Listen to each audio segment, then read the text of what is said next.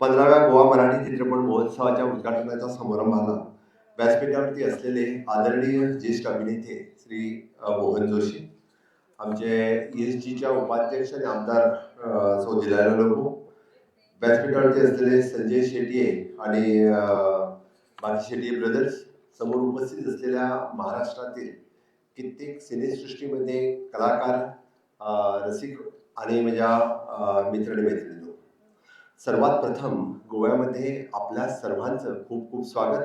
आज सगळ्यांना नेटान ताळी मारून त्याच्या खूप खूप अभिनंदन करा. कदाचित मी कोकणीत बोललो हे तुम्हाला समजलं नसेल, पण त्यांना समजायला पाहिजे म्हणून मी मुद्दामून बोललो. खरं म्हणजे 15वा चित्रपट महोत्सव हा या ठिकाणी संजय शेट्टी आणि ब्रदर्स गेली 15 वर्ष स्वतःच्या खर्चाने या ठिकाणी साजरा करतात. सरकारचा म्हणजे कुठलाही मोठं सहकार्य न घेता त्यासाठी संजय शेट्टी आणि ब्रदर्स यांचा मनापासून खूप खूप अभिनंदन. एखादा सांस्कृतिक उपक्रम सुरू करणे आणि तो सातत्याने 15 वर्ष चालवणं ही तशी सोपी गोष्ट नाहीये, पण संजय शेट्टी ब्रदर्स यांनी तो सातत्याने कंटिन्युअसली 15 वर्ष या ठिकाणी चालवलेलं, त्याबद्दलही मी मनापासून अभिनंदन करतो. इंटरनॅशनल फिल्म फेस्टिवल या ठिकाणी आपल्याला माहिती असेल की गोवा हे स्थायी स्वरूपामध्ये त्याचं केंद्र झालेलं आहे आणि या ठिकाणी इंटरनॅशनल फिल्म फेस्टिवलसाठी आपण खूप वेळा येत आहे, पण त्याच दर्जाचं हेही फिल्म फेस्टिवल या ठिकाणी होतं हे सांगत असताना मला खूप खूप अभिमान वाटतो. आणि त्यापेक्षाही जास्त मराठी कलाकार या फिल्म फेस्टिवलमध्ये येतात, त्यासाठी पुनश्च आपलं सर्वांचं दिग्दर्शक, लेखक, फिल्म स्टार या सर्वांचं खूप खूप अभिनंदन. गोवा आणि मराठी संस्कृतीचं नातं तसं अतूट आहे.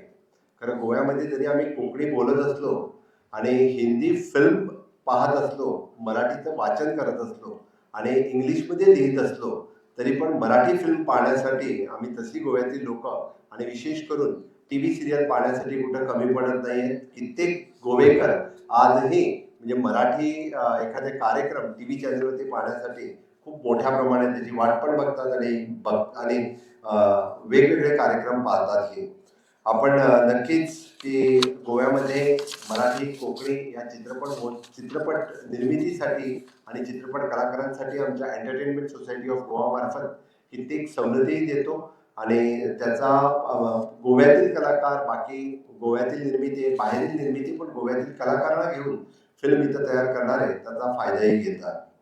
मी खरोखरच म्हणजे आजचा या प्रीमियर फिल्ममध्ये बंडखोर याचा प्रीमियर शो या ठिकाणी साजरा होणार आहे.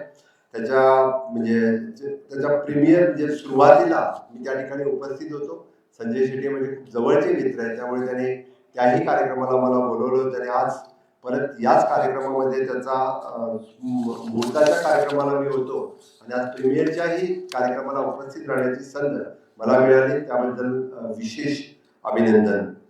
आपण बऱ्याच वेळी गोवा हे एक म्हणजे पर्यटनाचं स्थळ म्हणून गोव्याकडे बघितलं जातं, पण गोवा नुसतं फक्त म्हणजे सन्स अँड सी एवढ्यापुरतं मर्यादित नाहीये, तर त्याच्या पलीकडे जाऊन द स्पिरिच्युअलिटी, स्पोर्ट्स या वेगवेगळ्या गोष्टी यामध्ये जोडल्या गेलेल्या आहेत.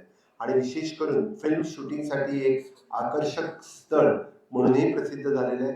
आणि सन्स अँड सी ह्याच्या पलीकडं म्हणजे ज्याला आपण म्हणतोय की गोवा बियॉन्ड बीचेस किंवा गोवा वाईल्ड लाईफ सेंच्युरीज हेही पाहण्यासाठी आणि ह्याही गावागावामध्ये शूटिंग करण्यासाठी, गावातील कित्येक सांस्कृतिक आणि मंदिरामध्येही शूटिंग करण्यासाठी लोक आज या ठिकाणी येत आहेत.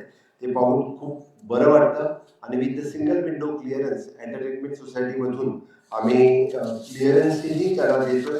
एंटरटेनमेंट सोसायटी ऑफ गोवा ही विशेष करून ही बॉडी म्हणजे आपल्याला फिल्म या ठिकाणी शूट करण्यासाठी सदोदित मदत करत असते. त्यासाठी गोव्याची भूमिका ही क्लिअर आहे की come to Goa, shoot in Goa and create in Goa या तत्वावरती मी आपल्या सर्वांचं पुनश्च एकदा स्वागत करतो. तसं बघितलं तर गोवा म्हटलं की विशेष करून फक्त समुद्र किनारे आणि एखादा म्हणजे बार वगैरे दाखवण्याचा प्रकार बऱ्याच वेळी आणि ड्रग्स रिलेटेड स्टोरी या गोव्यामध्ये दाखवण्याचा प्रयत्न फिल्ममध्ये बऱ्याच वेळी होतोय. पण या पलीकडेही गोवा आहे हेही आपण लक्षात ठेवावं की गोव्यामध्ये हजारो वर्षाचा इतिहास आहे, कदंबकालीन इतिहास आहे, छत्रपती शिवरायांचा इतिहास आहे. म्हणजे 450 वर्षाचा पोर्तुगीजाच्या विरोधात असलेला संघर्षाचा इतिहास आहे. हिरवे गुरुजी, पुरुषोत्तम काकोडकर, टी.बी. कुन्हा, मोहन रानडे यासारख्या स्वातंत्र्य सैनिकाच्या संघर्षाची गाथा आहे. पूर्ण महाराष्ट्रातून आणि भारतभरातून आलेल्या 33 स्वतंत्र सैनिक पोर्तुगीजाच्या विरुद्ध झुंजत असताना 15 ऑगस्ट 1955 मध्ये पत्रादेवीच्या त्या स्मारकामध्ये त्यांनी हुतात्मा पत्करलेला आहे. ते हुतात्मा स्मारक आपण रेडी केलेलं आहे. आगवान जेल म्युझियम, ज्याचा परत एकदा पुनश्च निर्मिती एक सुंदर आणि क्रिएट, ज्यावरती आपण अंदमान जेल बघतोय त्याच आधारावरती आगवान जेल म्युझियम या ठिकाणी क्रिएट केलेलं आहे.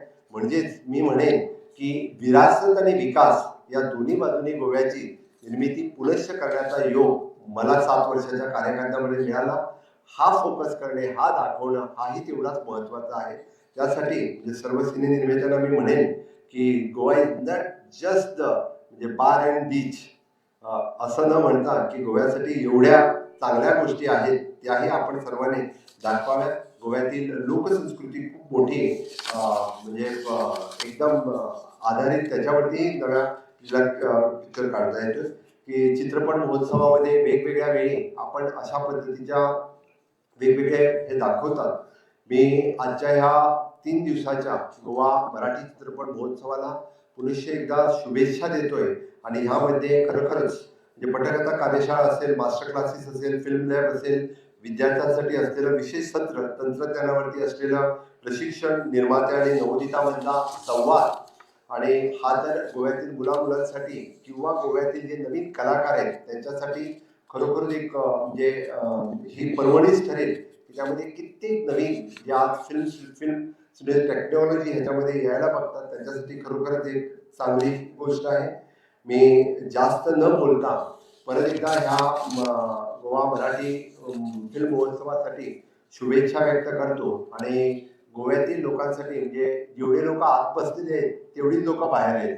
आम्हाला विचारत होते की आम्हाला एंट्री नाही का म्हणून, पण आम्हाला वाटतं आजचा हा ऑडिटोरियम छोटा पडतो या फिल्म महोत्सवासाठी. संजय शेट्टीने पुढच्या वेळी म्हणजे मला वाटतं मोठ्या ह्याच्यामध्ये हा आयोजन करावा. नक्कीच मी सर्व कलाकारांचं परत एकदा गोव्याच्या या भूमीत आपल्या सर्वांचं खूप खूप स्वागत करतो, आपलं मनपूर्वक स्वागत करतो.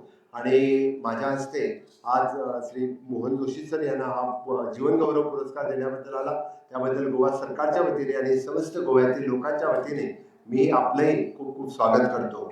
परत एकदा तुमका सगळ्यांना गोयात येवकार आणि अशाच पद्धतीत गोयात तुम्ही परत परत येऊची. गोंयकारांक ते खूप आवडटले. इतकेच सांगताले म्हणजे दोन तुला पुराय करता. देव बरें.